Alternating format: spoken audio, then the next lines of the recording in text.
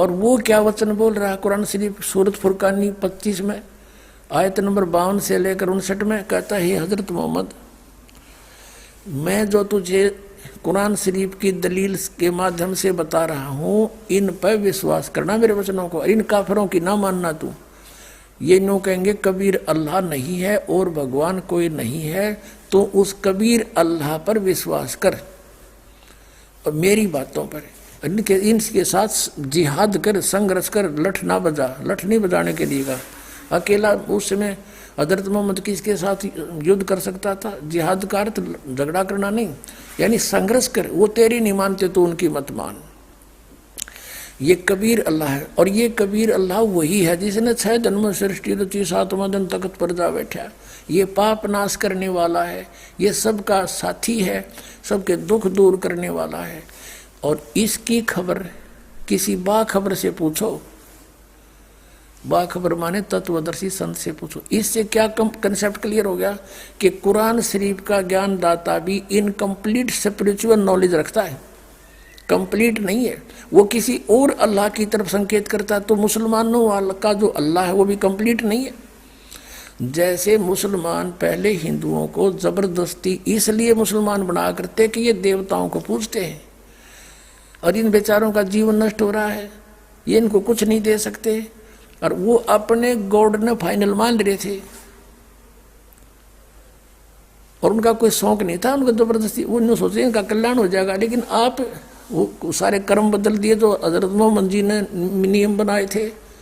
हजरत मोहम्मद जी ने कभी मांस नहीं खाया और इस तरह कोई बिस्मिल नहीं किया। कहते नबी मोहम्मद नमस्कार है राम रसूल का आया। ये सच्चिदानंद घन ब्रह्म की वाणी में है कि इसे महापुरुष तो आदरणीय है, नमस्कार है उनको। नबी मोहम्मद नमस्कार है राम रसूल का आया, भगवान का वो पैगंबर कहलाया। और 1,80,000 को सौगंध जी नहीं कर चलाया।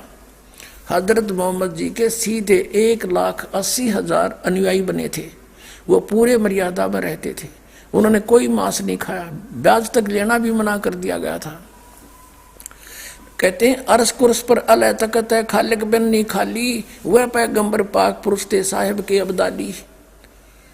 परमात्मा की नजरों से कोई जीव नहीं बचा है। अरस कुरस पर अलह तकत है, अरस के कुरस पर यानी आसमान के अंतिम छोर पर सतपुरुष रहता है। और खालिक बिन नहीं खाली, उस खालिक बिना सृष्टि के रचनहार के नजरों से कुछ भी बचा नहीं है। और वो पैगंबर पाक पुरुष थे साहिब के अब्दाली, वो तो पुण्य आत्मा थी जिनकी आड़ में तुम आज मांस मिट्टी खाने लग गए हो। वो तो पवित्र आत्मा थी, वो परमात्मा के अब्दाली माने कृपा पात्र थे।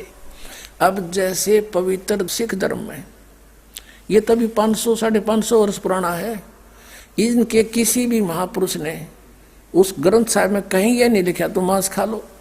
और इस सिख धर्म में देख लो, इन मुसलमानों को भी माफ कर दिया मांस खाने में।